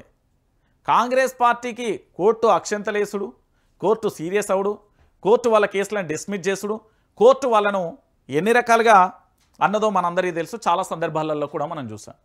సో దొంగ ఓట్ల భాగోత్వం జూబ్లీహిల్స్లో 23,000 నకిలీ ఓట్లు అండి. స్థానికేతరుల పేరుతో దొంగ ఓట్లు. ఒకే చోట ఒకే ఇంటి నెంబర్పై 43 ఓట్లు, ఇంకో చోట ఓనర్కి తెలియకుండా 23 ఓట్లు, మరో చోట లేని ఇంటి నెంబర్పై 42 ఓట్లు, కాంగ్రెస్ అభ్యర్థి తమ్ముడికి 3 ఓట్లు. సెప్టెంబర్ 2న భారీగా ఓట్ల నమోదు. అన్ని ఎవిడెన్స్తో ఎన్నికల సంఘానికి ఫిర్యాదు. అధికారులు స్పందించడం లేదు. దొంగ ఓట్లపై కోర్టుకు వెళ్తాం. జూబ్లీహిల్స్ దొంగ ఓట్లపై BRS PPT power point presentation ఆధారాలతో సహా బయటపెట్టిన కేటీఆర్ అంటూ కూడా చూసిన పరిస్థితి కనబడింది. ప్రజాస్వామ్య స్ఫూర్తికి విరుద్ధంగా, ప్రజాస్వామ్యాన్ని తుంగలో తొక్కే విధంగా కాంగ్రెస్ పార్టీ వ్యవహరిస్తుంది అని చెప్పడానికి ఒక నిదర్శనం. మనందరం కూడా ఆలోచిద్దాం. దొంగ ఓట్లతో ఎందుకు అంటే ఎట్లనైనా గెలవాలి. భయ్ మీరు అనుకుంటున్నారు ఈవీఎంల ద్వారా గెలిచిళ్ళు, ప్రజల చేత ప్రజల కొరకు ఎన్నుకోబడిళ్ళు, మీ ఓటేస్తేనే గెలిచిళ్ళు అంటే దొంగ ఓట్లతో గెలిచేటోళ్ళు ఉంటారు, లంగ పనులు చేస్తూ అడ్డదారిలో గెలిచేటోళ్ళు ఉంటారు, రకరకాలుగా ఉన్నాయి. ఇక్కడ భారతదేశంలో ఉన్న ఒక అంశం ఏంటంటే ఇక్కడ ఎదిగినా తొక్కే ప్రయత్నం చేస్తారు, లేదా అట్టడుగు స్థాయిలో ఉండే చీదరించుకునే పరిస్థితి చేస్తారు. అదే ఇతర దేశాలకు మన దేశానికి ఉన్న ఒక చిన్న కరప్షన్. అక్కడేమో ఎదిగినోన్ని ఇంకా డెవలప్మెంట్ చేస్తున్న గౌరవిస్తారు, మనకాడ అలాంటి పరిస్థితులు ఉండవు. ఇంకొక విషయం ఏంటంటే ఇక్కడ నేను బీరు వంచా, బిర్యానీ పొట్లం ఇయ్య, పైసలు ఇయ్య, లేకపోతే నేను ప్రచారం చేయ, నేను డిజిటల్ మీడియా ప్లాట్ఫామ్ని చేస్తా, నేను ప్రజలు ఎవరిని గలవా, లేదా ప్రజలకు సంబంధించి నేను అభివృద్ధి చేయగలుగుతా, నా చేతిలో గింత మేనిఫెస్టో ఉంది, గిన్ని రకాల అంశాలు ఉన్నాయి, గింత బడ్జెట్తో గిన్ని చేయగలుగుతా అని మీరు ఒక స్వచ్ఛంగా ఒక నీతి నిజాయితీ నిబద్ధతతో కనుక వెళ్తే అది ఇంపాసిబుల్. ఈ తెలంగాణలో కాదు, భారతదేశంలో అది నిజం. ఇప్పుడు ఇంత జరుగుతుంది అంటే ఈ తప్పు ఎవరిది? అధికారులది కాదా అండి? ఒక ఓటు నమోదు చేసేటప్పుడు ఆ ఓటర్ దానికి సంబంధించి అనేక రకాలుగా కూడా ఒక ఏంది అంటే ఫామ్ మీద ఇగో ఫామ్ మీద మొత్తం లిస్ట్ అవుట్ చేసుకున్నాం. పేరు ఏం పేరు, తండ్రి పేరు ఏం పేరు, విలేజ్ ఎక్కడ, ఏం కథ, నువ్వేం చేస్తావు, ఏం లక్షణం, అన్ని డీటెయిల్స్ తీసుకొని దాన్ని అప్లోడ్ చేస్తారు. మరి ఆయన రాజన్న సిరిసిల్లకు సంబంధించిన శ్రీనివాస్ రెడ్డి రాజన్న అనే గ్రామంలో ఆయనేదో రాజన్నపేట అనే గ్రామంలో ఆయనేదో వ్యవసాయం చేసుకుంటే ఆయనకు జూబ్లీ హిల్స్లో ఎట్లా ఓట్లు వచ్చినాయి అంటే ఓటమికి భయపడుతూ ఒక ఆడపిడ్డ చేతిలో నేను ఓడిపోవాలనా అంటే సీఎం స్థాయి వ్యక్తి అనుకుంటుండు కావచ్చు నాకు తెలిసి. ఇంకా మా ప్రభుత్వం ఓడిపోయినట్టే నేను కూడా ఓడిపోయినట్టే అనుకుంటుండో ఏమో. ఇది సవాల్గా తీసుకున్నారు. జూబ్లీ హిల్స్ ఎన్నిక అనేది కాంగ్రెస్ పార్టీ ప్రతిష్టాత్మకంగా మారిపోయింది. వాళ్ళకి ఎట్లా అంటే పరువుతో కూడింది ఇది. ఇక్కడ ఎట్లా ఎన్ని రకాలుగా సర్వేలు చేసినా బీఆర్ఎస్ పార్టీ అధికారంలోకి వస్తుంది అనేది క్లారిటీ అయిపోయింది. సో ఎట్లనైనా బీఆర్ఎస్ పార్టీ అధికారంలోకి వస్తుంది కాబట్టి ఈ బీఆర్ఎస్ పార్టీని అధికారంలోకి రానియకుండా ఏ విధంగానైనా మనం అడ్డుకోవాలి, ఏదైనా చేయాలి, ఎట్లనైనా బీఆర్ఎస్ పార్టీని ఓడించాలి. దానికోసం ఏమైనా చేద్దాం, మన చేతిలో ఉన్న అస్త్రశస్త్రాలను మొత్తం వినియోగిద్దాం, ఎంత దూరమైనా వెళ్దాం, ఎట్లనైనా ప్రయత్నం చేద్దాం అనే ప్రయత్నం చేసింది. కానీ ఏం జరిగింది అంటే ఈరోజు ప్రతి అంశం కూడా మన చేతిలో AK-47 గన్ ఉన్నది, దాంట్లో బుల్లెట్ల లాంటి అంశాలు ఉన్నాయి. ఏంది అంటే AK-47 గన్ అంటే సెల్ ఫోన్ ఉన్నది. ఆ సెల్ ఫోన్లో కనుక బుల్లెట్ ఎట్లయితే రిలీజ్ చేస్తామో ఇక్కడ ఉన్న వీడియోలు కనుక ఏదైనా ఒక పోస్ట్ చేస్తే క్షణాలలో తెలంగాణలో ఉన్న ప్రతి ఒక్కరికి చేరే అంశం ఇది. సో ఈ లెక్కన చాలా వరకు కూడా ప్రజలకు చేరువైపోతున్న పరిస్థితి. సో ఏమీ చేయలేని పరిస్థితి కనబడుతుంది. సో ఇది తెలంగాణ రాష్ట్ర వ్యాప్తంగా చర్చ అయిపోయింది. So Congress party Jubilee hills ఎన్నికలలో ఎన్ని అడ్డదారులు దొక్కలను అన్ని దొక్కుతుంది అని చెప్పడానికి ఇది ఒక నిదర్శనం. సో దీంట్లో పూర్తిగా కూడా బయటపడ్డ పరిస్థితి కనబడుతుంది. ఇక దానితో పాటుగా ఆడబిడ్డ కంటే గౌరవం ఇదండి. కేసీఆర్ నేను చెప్పిన కదా, కేసీఆర్ అనే వ్యక్తి దిల్దార్ మనిషి. తనకు కల్మషం ఉండదు, డబ్బు మీద ఆశ ఉండదు, ప్రజల మీద ప్రేమ ఉంటుంది, అభివృద్ధి మీద ఆరాటం ఉంటుంది, ఎట్లనైనా తెలంగాణను కాపాడుకోవాలని ఉంటుంది. ఇప్పుడు ఎవరైనా ఒక రైతు ఉదాహరణకు తీసుకుందాం, పంట విత్తనాలు విత్తిన కానుండి పంట సాగు చేసి పంట ఎదుగుదలకు వచ్చి పంట దిగుమతి పంటను పండించి ఆ పక్కన రాశి పోషో దాన్ని కళ్ళంలో పెట్టో లేదా మార్కెట్ యార్డుకు తీసుకుపోతే వాన కొడతనో లేదా ఇతరత్ర పరిస్థితుల వల్ల విపత్తు సంభవిస్తే అది కొట్టుకపోవడమో తడవడమో లేకపోతే మొలకెత్తడమో ఇంకేదైనా జరిగితే ఆ బాధ రైతుకే తెలుస్తుంది. ఎందుకంటే ఆ పంట పండించడానికి ఆ రైతు పడ్డ బాధ వెదేంది అనేది ఆ రైతుకు మాత్రమే తెలుస్తుంది, మరెవరికి కూడా తెలియదు. ఎందుకంటే కష్టం తనకు తెలుసు, బాధ తనకు తెలుసు, కష్ట నష్టాలు ఎదురొడ్డి ఆ పంటను దక్కియడానికి తాను ఎన్ని ఆపసోపాలు పడ్డాడో తనకు మాత్రమే తెలుస్తుంది. అట్లనే ఈ తెలంగాణ రాష్ట్రాన్ని తెచ్చి కేసుల పాలైపోయి ఆమరణ నిరాహార దీక్ష చేసి లాఠీ దెబ్బలు పడి ధర్నాలు చేసి నిరసనలు వ్యక్తం చేసి సభలు పెట్టి సమావేశాలు చేసి సైకిల్ ర్యాలీ చేసి పాదయాత్రలు చేసి అడుగడుగున అనేక అభద్రతా భావంతో బతికి ఉంటామో లేదో తెలియదు, ఆంధ్ర పెత్తందారి వ్యవస్థ ఏం చేస్తుందో తెలియదు, ఎట్లా ఎవరిని ప్రాణం తీస్తుందో తెలియదు, ఏ మాఫియా ఏం చేస్తుందో తెలియదు, అలాంటి అన్ని పరిస్థితులను ఎదుర్కొని తెలంగాణ రాష్ట్రాన్ని తెచ్చి అభివృద్ధి చేస్తే ఇలా కాంగ్రెస్ పార్టీలో బంగారం లాంటి పల్లెంలో పెడితే మన చేతిలో దుబ్బ వస్తున్న పరిస్థితి కనబడుతుంది. తెలంగాణ మీద కేసీఆర్కు ప్రేమ ఉంటుంది. ఎందుకంటే తెలంగాణ రాష్ట్రాన్ని తేవడానికి, తెలంగాణ రాష్ట్రాన్ని తెచ్చడానికి ఆయన పడ్డ కష్టం అంతే. రైతు తన పంట పండించడానికి ఎన్ని కష్టాలు, ప్రకృతితోని పోరాటం చేస్తాడు, చీడపీడలతోని పోరాటం చేస్తాడు, కూలీలతోని పోరాటం చేస్తాడు, పైసలు ఆర్థిక మాధ్యం అంటే పెట్టుబడికి అనేక రకాలుగా పోరాటం, అన్ని రకాలుగా పోరాటం చేస్తాడు. గట్లనే గీ తెలంగాణ రాష్ట్రానికి గీ బక్క పలసని మనిషి అనేక రకాలుగా కూడా ఇబ్బంది పడ్డాడు, పోరాటం చేసిండు, అల్టిమేట్గా తెలంగాణ తెచ్చిండు, అభివృద్ధి కూడా చేసిండు. చెయ్యలే అనడానికి కూడా ఇక్కడ లేదు. కానీ ఆగమైపోతున్న తెలంగాణను చూసి బాధపడుతుండే అలా కుక్కలు చింపిన ఇస్తారాక అవుతుందని కన్నీళ్లు పెడుతున్నాడు కేసీఆర్. ఇది ఫ్యాక్ట్. ఇది ఎవరు ఏమన్నా అనుకోండి. ఏదైనా ఒక పార్టీ, ఇప్పుడు ఇదే కాంగ్రెస్ పార్టీ మాగంటి కేసీఆర్ ప్లేస్లో ఉంటే ఆ మాగంటి కుటుంబానికి మాగంటి సునీత టికెట్ ఇవ్వకపోయి ఇంకా వేరే వాళ్ళకి ఇచ్చేది. కానీ కేసీఆర్ అట్లా కాదు. డబ్బు మీద ప్రేమ లేదు, రాజకీయం అంటే అదేంది పదవుల మీద వ్యామోహం లేదు. ఎట్లా అంటే ఒక గడ్డి పరక లెక్క తీసేసిండు పదవులను. మనకు కావాల్సింది తెలంగాణ అభివృద్ధి, తెలంగాణ ప్రాంత ప్రజలను గెలిపించాలి, ఎట్లనైనా చేసి అనే కోణంలో ఆయన పనిచేసిండబ్బా. మీరు ఈరోజు కాదు, తెలంగాణ అభివృద్ధి అనేది ఇప్పటివరకే చాలా వరకు కేసీఆర్ ఉంటే బాగుంటుందని నిరుద్యోగులు, కేసీఆర్ ఉంటే బాగుంటుందని రైతులు, కేసీఆర్ ఉంటే బాగుంటుందని ఆటో డ్రైవర్లు, కేసీఆర్ ఉంటే బాగుంటుందని కార్మికులు, కేసీఆర్ ఉంటే బాగుంటుందని రాజకీయ నేతలు, ఈ విలువ అనేది ఇప్పుడిప్పుడు తెలిసి వస్తుంది. కానీ భవిష్యత్తులో చాలా దారుణంగా తెలిసి వస్తుంది. నేను చెప్తున్నా కదా, కాళేశ్వరం అనేది దాని విలువ ఏంది, తన గొప్పతనం ఏందని మండు టెండర్లలో కూడా నీళ్ళ కోసం దప్పిక కోసం ఆరాట పడతా ఉంటే, నీళ్ళు వచ్చి మన పాదాల దగ్గర ఉంటే మనకు విలువ తెలుస్తుంది. పంట ఎండిపోతూ ఉంటే ఆ పంటకు నీళ్లు లేక బాయిల బోర్లన్నీ అడగంటిపోతా అంటే, ఎక్కడ నీళ్లు దొరకకపోతే కెనాల్ కాలువల పోయించి నీళ్ళు వస్తూ ఉంటే ఆ నీళ్లను పంట వారిస్తే ఆ పంట ఎట్లా ఊపిరి వేసుకుంటుందో, రైతు కళ్ళల్లో ఎంత ఆనందం కనబడుతుందో, అట్లనే కేసీఆర్ విలువ అనేది కూడా మనకు ఫ్యూచర్లో ఖచ్చితంగా తెలుస్తుంది. నిజంగా చెప్తున్నా, ఈరోజు తెలంగాణ రాష్ట్రం అనేది కొంతమంది 20 మంది ఆంధ్ర పెట్టుబడిదారి వ్యవస్థ చేతిలో వెళ్ళిపోయింది. మాగంటి సునీతకు బీఫామ్ అందజేత 40 లక్షల చెక్కు ఇచ్చిన కేసీఆర్ ఇవాళ సునీత తొలి నామినేషన్, ఈ నెల 19న భారీ ర్యాలీతో రెండో సెట్ అంటూ కూడా చెప్పిన పరిస్థితి కనబడుతుంది. 40 లక్షల చెక్కునిచ్చి ఆడబిడ్డను ఆశీర్వదించి నేనున్నా మీ కుటుంబానికి అని భరోసా ఇచ్చి, ఏ కష్టం వచ్చినా బీఆర్ఎస్ పార్టీ అనే కుటుంబం ఉన్నది, ఇక్కడ కేటీఆర్ ఉంటాడు, కేసీఆర్ ఉంటాడు, హరీష్ రావు ఉంటాడు, పార్టీ కార్యకర్తలు ఉంటారు అనే భరోసా ఇచ్చి ఆశీర్వదించి పంపించాడు. అదే కాంగ్రెస్ పార్టీలో రివర్స్, అభ్యర్థులే అటు పంపాలి అనే ఒక ఆరోపణ కూడా ఉన్నది. అది ఎంతవరకు నిజం అనేది మనకు తెలియదు. ఇక దాంతోపాటుగా నిన్న మంత్రులందరూ, బీఆర్ఎస్ పార్టీకి సంబంధించిన మాజీ మంత్రులు, మాజీ ఎమ్మెల్యేలు అందరూ కూడా ప్రెస్ మీట్ పెట్టిళ్ళు. వాళ్ళు ఎట్లా మాట్లాడేది తెలుసా, ఇంకా అగ్గి మీద గుగ్గిలం అయిపోయారు. ఎందుకు అంటే మంత్రుల మాట్లాడిన తీరును చూస్తే తెలంగాణ సమాజమే చీకొడుతుంది. అది అందరికీ తెలిసిన విషయం. ఒకసారి చూడు. మానవత్వం లేదా, మనుషుల్లా ప్రవర్తించండి. భర్త చనిపోయి బాధపడితే డ్రామానా, ఆడబిడ్డ ఏడుస్తే అవమానిస్తారా?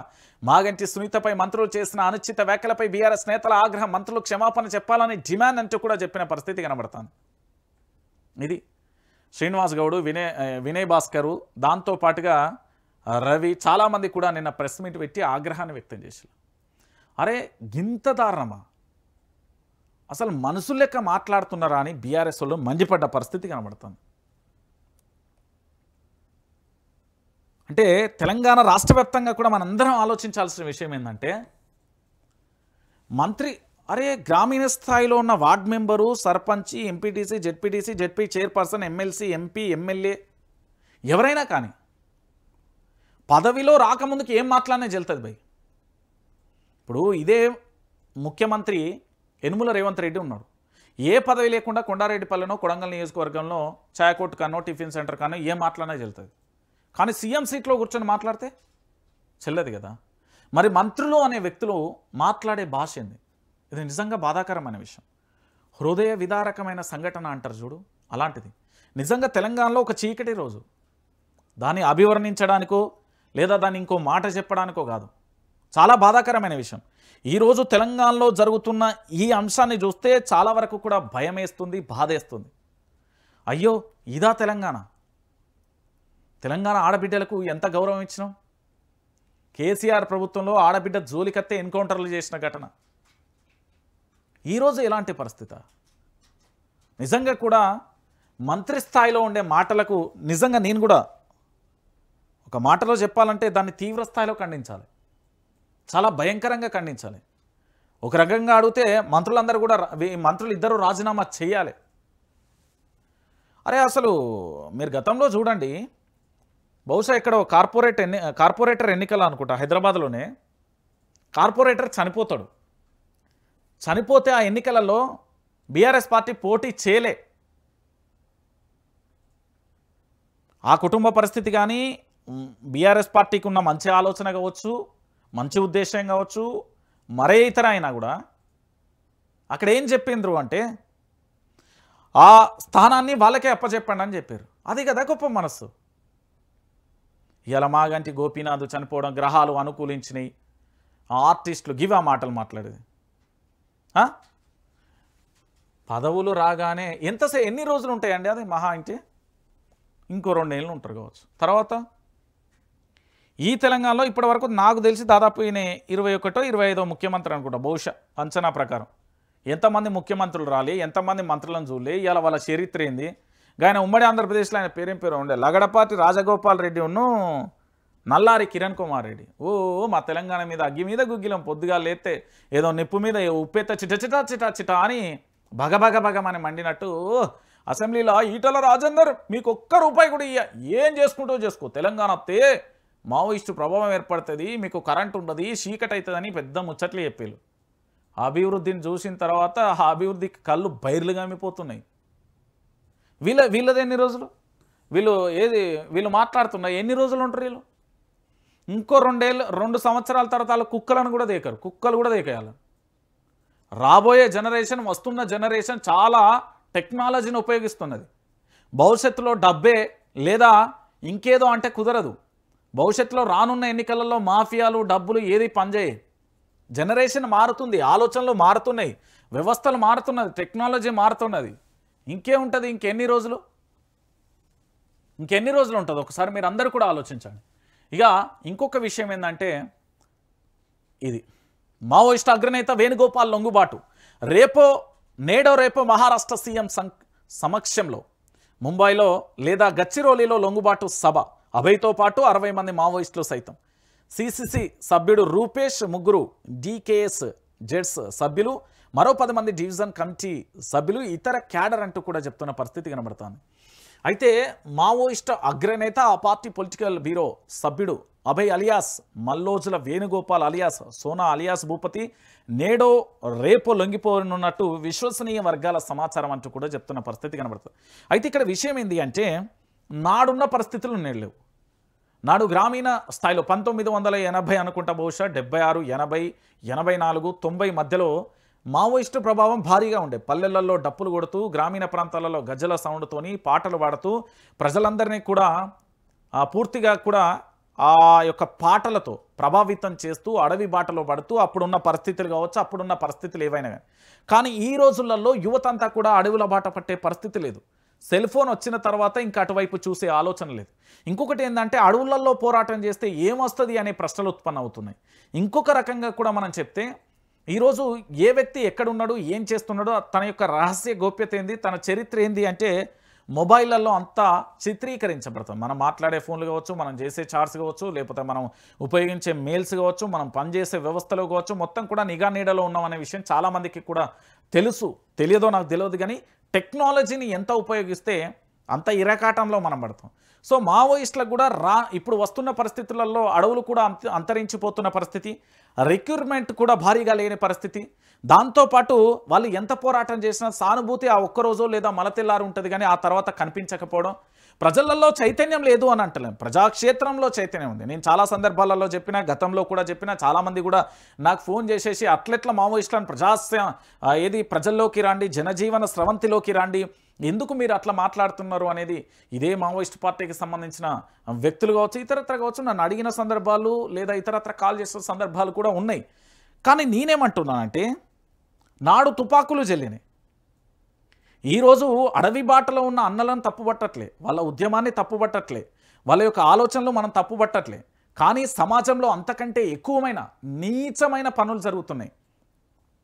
ఇక్కడ కల్తీ కల్లులు ఉన్నాయి, కల్తీ వ్యవస్థ ప్రతి చోట. ఆఖరికి మీ చేతిలో ఉన్న స్ప్రైటు, థమ్సప్, లేకపోతే మనం వాడే సబ్బులో, షాంపులో, లేకపోతే మనం తినే తినుబండారాల మీద ఎక్స్పైరీ డేట్లను కూడా తూడ్చేసి మళ్ళీ దాన్ని వేస్తున్న పరిస్థితులు వచ్చినాయి. కల్తీ ఎట్లా పెరిగిపోయింది. ఇంకొకటి ఏంటంటే కబ్జాలు, హత్యలు, మానభంగాలు, క్రైమ్ రేట్లు. ఇక్కడ పేదవాడుగా మిగిలిపోతున్నాడు, ధనవంతుడు ధనవంతుగా మిగిలిపోతున్నాడు. అక్కడ కాదు పోరాటం, ఇక్కడ కావాలి అన్నది ప్రధానమైన అంశం. ఇక్కడ వీళ్ళు రావడం నిజంగా కూడా సంతోషకరం, వీళ్ళు లొంగిపోవడం ఇంకా కూడా చాలా సంతోషకరం. ఈ అంశాన్ని మనం స్వాగతించాల్సిన విషయం. ఎందుకంటే ఇప్పటి వరకు మనందరికీ తెలిసిన విషయమే, చాలా వరకు కూడా జరిగిన అంశాన్ని కూడా మనం చూసాం. ఒకసారి ఇది చూద్దాం.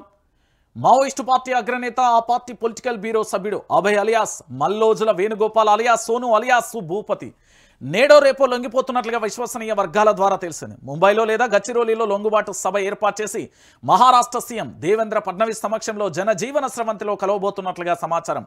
ఆయనతో పాటు మరో 60 మంది మావోయిస్టులు లొంగిపోతున్నట్లుగా టాక్. వీరిలో కొందరు కీలక నేతలు ఉన్నట్లుగా కూడా తెలిసింది. సభను లొంగుబాటు కార్యక్రమంలో కాకుండా అభయ్ నోటితో సాయుధ పోరాట విరమణ ప్రకటన చేయించి వీరంతా జనజీవన స్రవంతిలో కలిసినట్లుగా ప్రకటించే అవకాశం ఉందని సైతం పరిశీలకులు అభిప్రాయపడుతున్నారు. సాయుధ పోరాటాన్ని విరమిస్తున్నామని, ఆయుధాలను వదిలేస్తున్నామని అభయ్ ఇటీవల ప్రకటించిన సంగతి తెలిసిందే. దీనిని ఆ పార్టీ అధికార ప్రతినిధి జగన్ వ్యతిరేకిస్తున్నట్లు ప్రకటనలు కూడా చేశారు. వ్యక్తిగత నిర్ణయాలను పార్టీ నిర్ణయాలుగా ప్రకటించవద్దని స్పష్టం చేశారు. సిసిసి సభ్యుడు ఆసన సహా పలువురు నేతలు లొంగిపోనున్న మావోయిస్టు నేతలలో సిసిసి సభ్యుడు north zonal bureau chief Rupesh alias Asana alias Takkalapalli Vasudevarao సహా దండకారణ్య స్పెషల్ జోన్ కమిటీ సభ్యులు 3, గచ్చిరోలి ఉత్తర బస్తర్ మాడ్ డివిజన్లకు చెందిన 10 మంది డివిజన్ల కమిటీ సభ్యులు, పలువురు కంపెనీలు ప్లాటూన్ కమాండర్లు, ఏరియా కమిటీ సభ్యులు ఉన్నట్లుగా సమాచారం. వీరంతా ఆయుధాలతో లొంగిపోతారా? సభలో కొత్త రాజకీయ పార్టీ ఏమైనా ప్రకటన చేసే అవకాశం ఉందా అనేది కూడా ఒక చర్చనీయాంశంగా మారిపోతున్న పరిస్థితి కనబడుతుంది. అయితే మావోయిస్టు పార్టీకి సంబంధించిన ఏ ఒక్క వ్యక్తి లొంగిపోయినా కూడా వ్యూహరచన అనేది భారీగా ఉంటుంది అనేది మనం దీన్ని గుర్తుంచుకోవాల్సిన అవసరం ఉంటుంది. ఖచ్చితంగా కూడా వీళ్ళు మావోయిస్టు పార్టీకి సంబంధించిన కీలక నేతలు అందరూ కూడా లొంగిపోవడంలో మర్మం ఏదైనా ఉండొచ్చు, రహస్యం ఏదైనా ఉండొచ్చు. ఖచ్చితంగా కూడా దీన్ని స్వాగతించినప్పటికీ కూడా ఈ భారతదేశ చరిత్రలో కమ్యూనిజంతో లేదా సిద్ధాంతాలు కావచ్చు, లేదా వాళ్ళ ఆశయ సాధన కావచ్చు, ఏదైనా కావచ్చు, కానీ ఖచ్చితంగా ఏదో భారీ వ్యూహం ఉందని కొంతమంది నేతల ద్వారా మనకు అందిన సమాచారం. లొంగుబాటు అంటే యుద్ధం చేసే వ్యక్తులు 2 అడుగులు వెనకకేస్తున్నారా, 10 అడుగులు వెనకకేస్తున్నారా అంటే భారీగా వ్యూహం ఉంది అనే అంశం కూడా చర్చకు వస్తుంది. అయితే ఇదే పార్టీకి సంబంధించిన జగన్ మాత్రం దీన్ని పూర్తి స్థాయిలో వ్యతిరేకిస్తున్నాడు. జగన్ ఏమంటున్నాడు అంటే అది వాళ్ళ వ్యక్తిగత అంశం, దానిని పార్టీకి రుద్దద్దు. వాళ్ళ లొంగుబాటు అనేది పార్టీకి వాళ్ళ వ్యక్తిగత అంశానికి సంబంధమే లేదు. సాయుధ విరమణ, సాయుధ విసర్జన ఏదైతే ఉందో అది వాళ్ళ వ్యక్తిగతం తప్ప దానికి పార్టీకి ఎలాంటి సంబంధం లేదంటూ జగన్ చాలా సందర్భాలలో కూడా చెప్పుకుంటూ వచ్చిండు. ఇప్పుడు కూడా చెప్తున్న పరిస్థితి కనబడుతుంది. సో మొత్తానికి ఏం జరుగుతుంది అనేది మనం కూడా వేచి చూడాల్సిన పరిస్థితి అయితే కనబడుతుంది. దాంతోపాటుగా దీనిని పెద్దగా చెప్పాల్సిన అవసరం కూడా లేని పరిస్థితి కనబడుతుంది. ఇక ఇంకొక అంశం ఏంటంటే రేవ్ పార్టీ కలకలం. మహేశ్వరంలో 20 మంది మహిళలతో అశ్లీల నృత్యాలు భగ్నం చేసిన ఎస్ఓటీ టీం. పార్టీలో విదేశీ మద్యం స్వాధీనం. పోలీసుల అదుపులో 76 మంది. రంగారెడ్డి జిల్లా మహేశ్వరం మండలంలోని ఓ రిసార్ట్లో రేవ్ పార్టీ నిర్వహించిన కలకలం రేపింది. సమాచారం అందుకున్న ఎస్ఓటీ పోలీసులు మంగళవారం రాత్రి దాడి చేసి మొత్తంగా 76 మందిని అదుపులోకి తీసుకున్నారు అంటూ కూడా చెప్పిన పరిస్థితి కనబడుతుంది. మెయిన్గా ఈ తెలంగాణలో డ్రగ్స్ అనే దానిని అరికట్టాలి. ఈ రేవ్ పార్టీలు, గలీజ్ దందాలు ఎక్కడికక్కడ కూడా బంద్ చేయాల్సిన బాధ్యత నిజంగా కూడా పోలీసులను కొన్ని సందర్భాలలో చాలా వరకు అభినందించవచ్చు నిజంగా కూడా. ఎందుకంటే పెడదారి పడుతున్న వాళ్ళను సక్రమ మార్గంలో చాలా సందర్భాలలో పెడుతున్నారు. ఈ పార్టీల సంగతి ఏంటంటే బలిసినుడిదో తీరు, పేదోడిదో బాధ అంటారు కదా, వీళ్ళది బలిసినోళ్ళ తీలేదు. ఇది బట్టబాజుల పనులు అన్నట్టు. ఇది మనందరికీ తెలిసిన విషయం. ఇక దాంతోపాటుగా ఇంకొక అంశం కూడా తెర మీదకి వచ్చిన పరిస్థితి కనబడుతుంది. కవిత వ్యూహం ఏంది, ఎమ్మెల్సీ కవితకు సంబంధించిన వ్యూహాలు ఏంది, ఎలా ఉండబోతున్నది. దాంతోపాటు బీఆర్ఎస్ పార్టీ నుంచి సస్పెన్స్ తర్వాత కవిత ఆలోచనలు ఏ విధంగా ఉంటాయి, కవిత ప్రణాళిక ఏ విధంగా ఉంటుంది, కవిత వ్యూహరచన ఏంది, కవితకు సంబంధించి ప్రజల్లోకి ఎలా వెళ్ళబోతుంది అనేది ఒక రకమైన చర్చ కొనసాగుతుంది. మీ అందరికీ తెలిసి చాలామందికి కూడా కవిత ఆలోచనలు, కవిత వ్యూహాలను పసిగట్టడం అది ఒక రహస్యంగా మారిపోయింది. అంచనాలను తలకిందులు చేసే విధంగా చాలామంది బీఆర్ఎస్ పార్టీ నుంచి సస్పెన్స్ తర్వాత, జాగృతి మాతృ సంస్థ ఇదే అంటూ ప్రకటన తర్వాత, జాగృతిలో చేరికలు కానీ, జాగృతి నుంచి చాలామంది కూడా తమ అంటే ఆర్గనైజర్లు కానీ, రాష్ట్రానికి సంబంధించిన కీలక నేతల ప్రకటనలు, దాంతోపాటు వాళ్ళ యొక్క ప్రచార సరళి, వాళ్ళు ప్రజల్లోకి వెళ్తున్న తీరు మనం చూసాం. అయితే ఎమ్మెల్సీ కవిత విషయంలో రాష్ట్రానికి సంబంధించిన ఇంటెలిజెన్స్ విభాగం ఒక కన్నేస్తే, కొంతమంది రాజకీయ పరిశీలకులు కానీ, రాజకీయ విశ్లేషకులు కానీ, రాజకీయ అలను అంచనా వేసే వ్యక్తులు కానీ మరో రకంగా చూస్తున్నారు.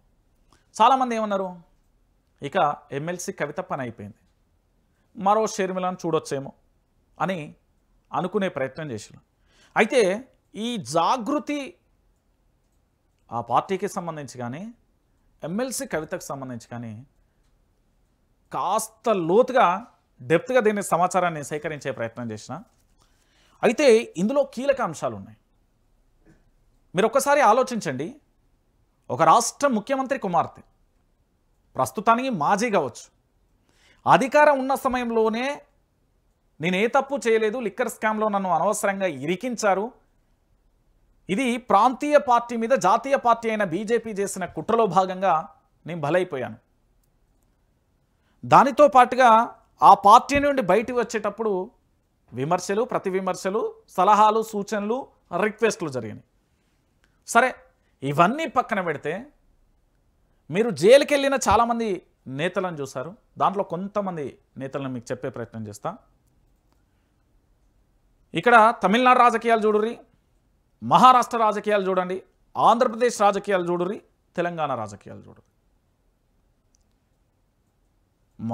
తమిళనాడులో జయలలిత కానీ, ఆంధ్రప్రదేశ్లో వైఎస్ జగన్ కానీ, ఇప్పుడున్న చంద్రబాబు కానీ, తెలంగాణలో రేవంత్ రెడ్డి కానీ, కేసీఆర్ కానీ, లేదా ములాయం సింగ్ యాదవ్ కానీ, అఖిలేష్ యాదవ్ కానీ, దాంతోపాటుగా జార్ఖండ్ హేమంత్ సొరేన్ కానీ, లేదా కేరళకు సంబంధించి ఇలా మీరు కొన్ని రాష్ట్రాలను అంచనా వేయగలిగితే కవిత వ్యూహాలకు కూడా అంచనా వేయగలుగుతారు.